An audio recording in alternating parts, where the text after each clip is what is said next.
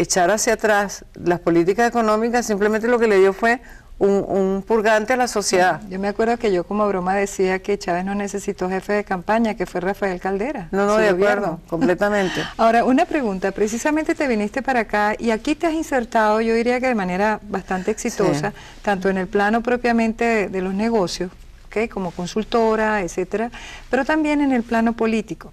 Y más recientemente, y quería apuntar eso, te has involucrado en una campaña, yo diría que la campaña presidencial, yo como estudiosa también, desde el punto de vista de las ciencias políticas, una de las campañas más exitosas, más sorprendentes en muchos sentidos, que yo he visto en los Estados Unidos, pero también la campaña de un candidato específico que fue Barack Obama, que rompió con muchos esquemas.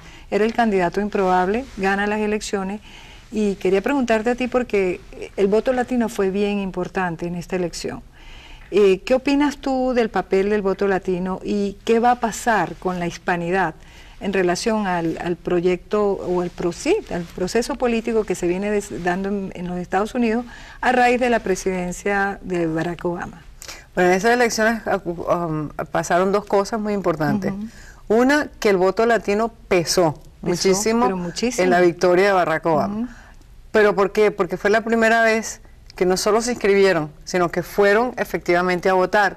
Que en elecciones anteriores lo que ha pasado era que había 10 millones de latinos que podían votar porque estaban inscritos y eran ciudadanos norteamericanos y no concurrían a las urnas el día. ¿Qué los motivó? Aparte de la situación económica que ya todo el mundo sabe y una mala administración, pero ¿qué más los motivó? Pero yo pienso que el voto latino fue un voto de futuro, no fue un voto castigo. No, fue un voto de futuro. Porque si tú te pones a ver la administración Bush hacia los latinos, no ha sido una administración mala. El mayor número de latinos incorporados al gobierno de Washington, podemos tener las críticas de cómo fue la gestión, Alberto González, todo lo que tú quieras, pero el presidente Bush hizo un esfuerzo inmenso por insertar a una cantidad de latinos dentro del gobierno federal. ¿Y por qué pagó mal desde el punto, bueno, quiero decirte, no pagó mal en el sentido que, bueno, ese voto latino no, que fue creo que 44% con Bush, y aquí fue 67%, o sea, porque no fue castigo, fue un voto prospectivo, dices prospectivo o sea, es muy bien, pero es que las políticas que se han aplicado hasta ahora no son las que evidentemente funcionan y son buenas para nuestro sistema económico, ni para nuestra sociedad. Y los latinos, como nuevos inmigrantes, son los que sienten más del termómetro de lo que pueden ser las desviaciones sociales y económicas. ¿Por qué? Porque ellos son los que, cuando llegan, están en el escalafón inferior de los ingresos. Les toma mucho trabajo comenzar a subir en ese escalafón, y por tanto son unas personas que entienden perfectamente cuándo hay desviaciones. Y de hecho, es decir, el voto por Barack Obama, no solo de los latinos, sino de los norteamericanos en general, todos los ciudadanos norteamericanos, es porque aquí hay una conciencia muy grande de que esta democracia hay que refundarla en muchísimos aspectos. Desde el punto de vista económico, lo que pasó en Wall Street evidentemente era falta de regulación, y lo que estaba creando toda esta increíble afluencia de productos financieros huecos que no tenían ningún valor. Tóxicos. Exacto, tóxicos y huecos. Era una cantidad de gente muy rica al lado de una cantidad de gente muy pobre, y Estados Unidos es un país de clase media. Y ese tipo de desviaciones en el índice de Gini hay que corregirlas a largo plazo si tú quieres mantener vibrante la sociedad norteamericana. De otra parte, en lo puramente económico, Estados Unidos necesita reconstruir toda su demanda agregada y reorganizar su aparato industrial para la era que su propia economía creó, que es la era de la información.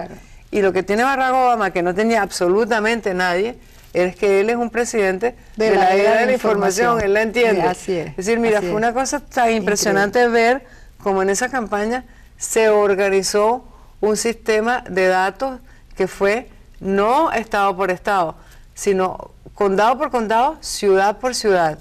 Y se sabía exactamente cuáles eran los problemas, cuáles eran las aspiraciones de cada una de las comunidades.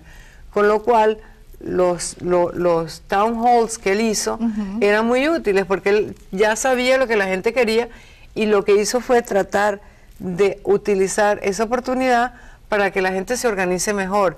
¿En qué sentido?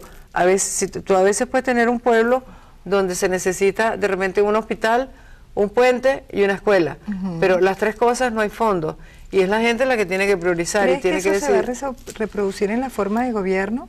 Sí. Yo creo que es muy interesante como experimento, digamos, de reingeniería de la sociedad norteamericana. Exactamente. Porque yo creo que hay que hacerlo definitivamente, hay que modernizar también. Hacia una participación y una construcción, ¿no?, de una clase media basada en la creación de valor en la sociedad de la información. Claro. Ese es el proyecto de él, por eso te digo que no fue un voto castigo, fue un voto por el futuro y de abandonar el pasado. Exactamente lo contrario que hicieron los venezolanos en los años 90. Bueno, se aferraron al pasado. Sí.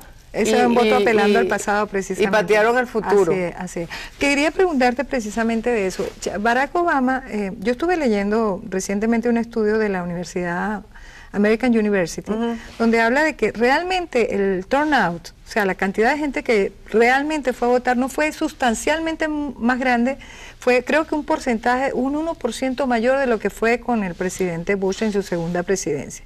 Sin embargo, fue el más alto desde los años 60. Sin embargo, también decía que el voto se identificó por ciertas características.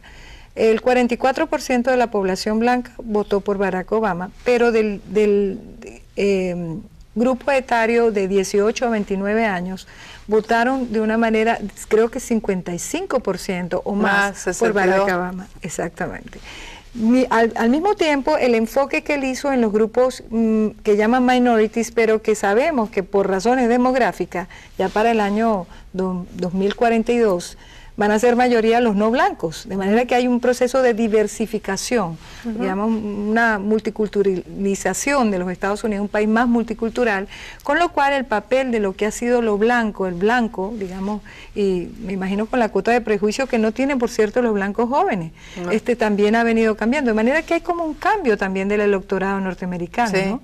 Y el voto urbano y además a nivel de educación de college, los que ya eran propiamente universitarios. De manera que él hizo una amalgama de audiencias electorales bien interesante que creo que los otros partidos, específicamente el Partido Republicano, pero que en el pasado tampoco se había hecho. Pero el Partido Republicano no lo vio y de hecho McCain, que era un candidato de mucho mayor apertura que nadie dentro del Partido Republicano, estaba perdiendo su base tradicional y es por eso que él selecciona a la gobernadora Sarah Palin para que ella le garantice que esa base tradicional del Partido Republicano vaya a votar, porque estaba completamente desmovilizada y esa base tradicional son los cristianos. Es precisamente el más representativo de ese sector conservador. El propio McCain era demasiado independiente, decía que era el menos republicano de los republicanos. Demasiado moderado. Sí, ¿no? Y la que le garantiza el voto de la base cristiana tradicional de derecha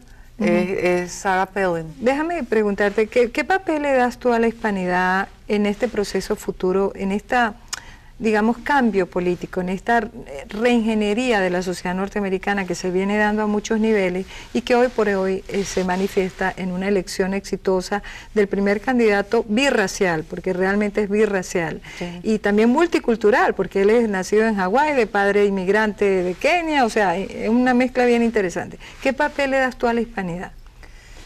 Yo leo, en este momento, en el sector del entretenimiento, la rehabilitación de, por ejemplo, la música, la arquitectura y también las artes visuales ha sido producto del encuentro entre la cultura norteamericana y la nuestra. Por ejemplo, Brasil, sobre todo, ha sido el país que más ha influido el sector musical de los Estados Unidos, con sus diferentes ritmos, con sus diferentes extracciones africanas, portuguesas, pero han logrado penetrar la composición en los Estados Unidos. Después tienes a México, que ha logrado penetrar todo lo que son el cine, la fotografía. Y tienes a América Latina en su conjunto, con sus ritmos, tanto